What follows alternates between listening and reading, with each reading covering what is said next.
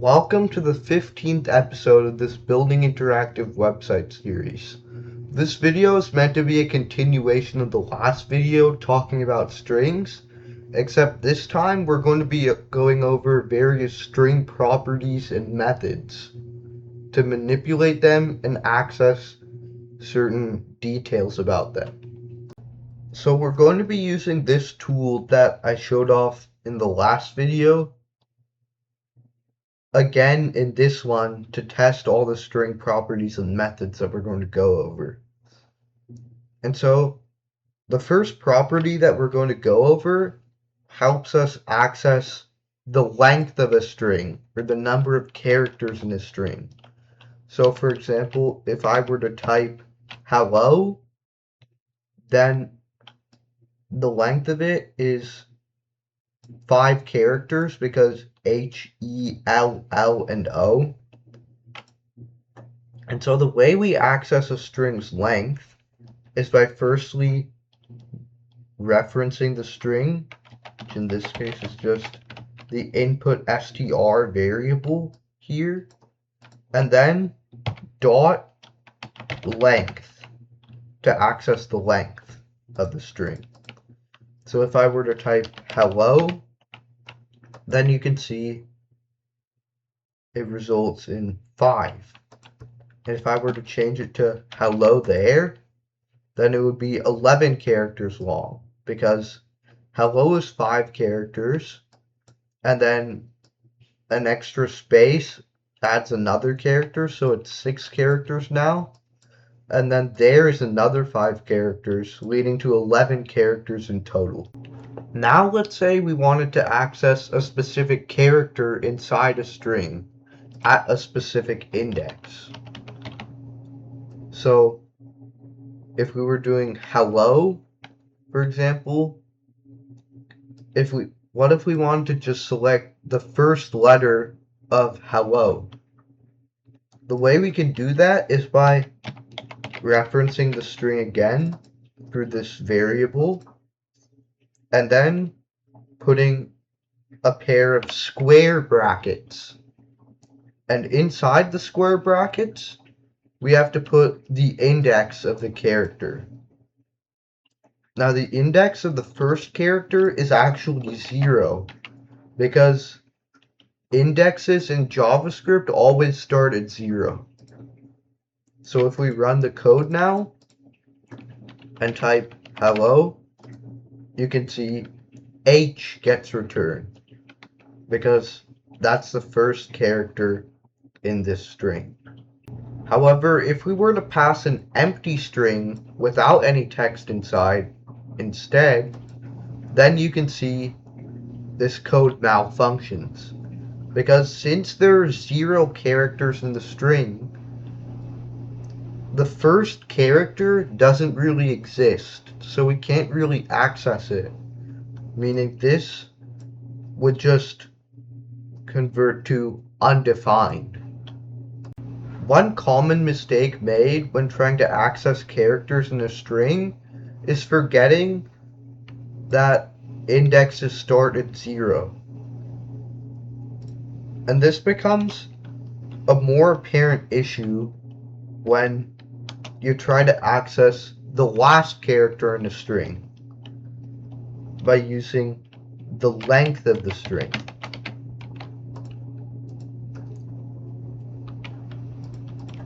We have to add dot length to actually get the length of the string.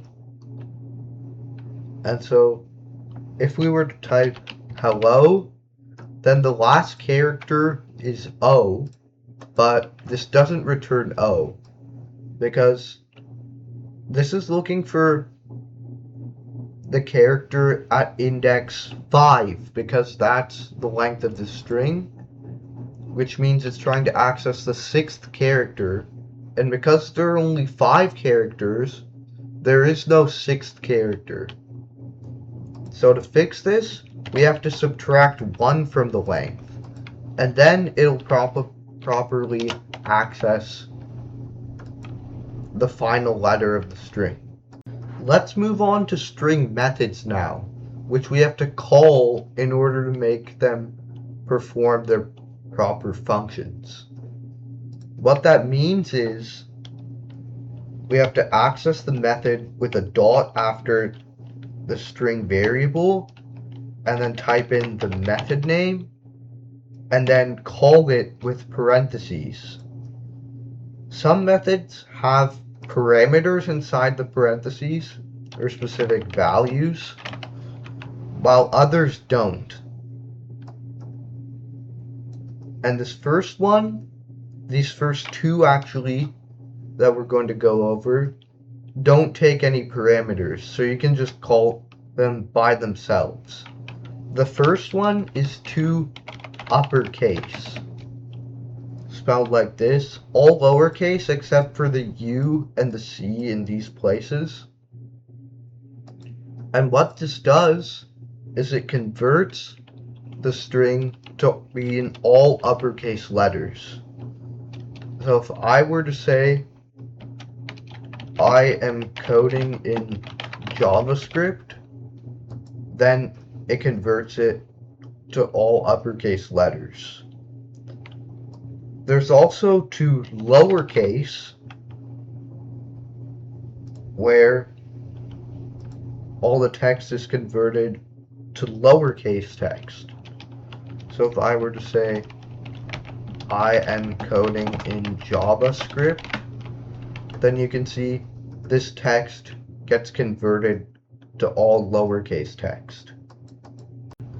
Another use case for a string method is when we need to check if specific text is present inside the string.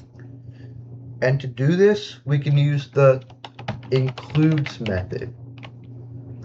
This includes method returns a Boolean value, true or false. It's useful in if statements, which we'll learn later on in this JavaScript series.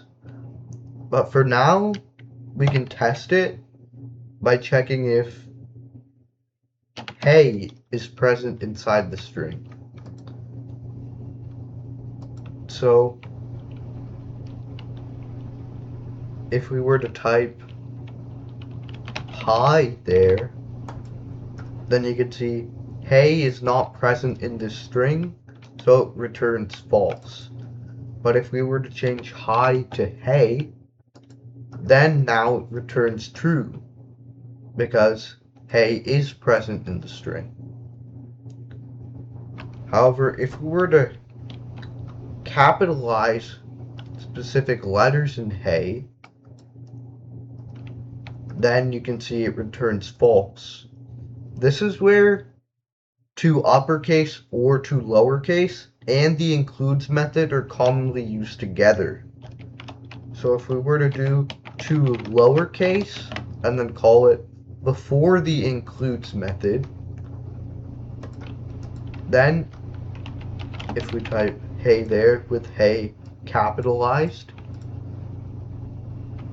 then you can see it returns true because it's first converted to lowercase, and then it checks if hey all lowercase is present in the all lowercase string. However, sometimes the dot includes method isn't enough, and we need to be more specific, as in maybe we want to check if the text is at the start of the string or at the end of the string. Then, in that case, instead of using the includes method, we can use the starts with method.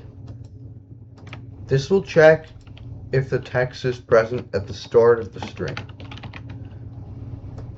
So, if we were to say hey there again, because it starts with hey, then you can see it returns true. But if we were to say oh hey there, then we're to submit, then you can see it returns false because it has to start with hey to return true. Ends with works pretty similarly, except it checks the end of the string. So if we were to say oh hey there again, then you can see it returns false. But if we remove the word there, you can see it comes up as true because hey is what the string ends with. So earlier I mentioned how you can find a character in a string through a specific index. However, you can also find a specific index in a string through a character or a substring. The way you do this is by using the .indexOf method. And this indexOf method takes in a smaller section of text. It can be a single character, or it can be a longer string. So if we were to type in hello, then if we were to say, oh, hello, then you can see it returns 3 because this is index 0, this O character, and then H is 1, the space is 2, and then H is 3. And because the word hello starts at index 3, that's why 3 is returned here. Note that if there are multiple occurrences of this substring inside this text here, then it will return the starting index of the first occurrence of the word hello. So in this case, it only checks for the first instance of this word, and it starts at the index 0, so that's why 0 is returned here. However, this concludes this video on string properties and methods. We'll be going over more in the next video, so make sure to look out for that. Thank you very much for watching.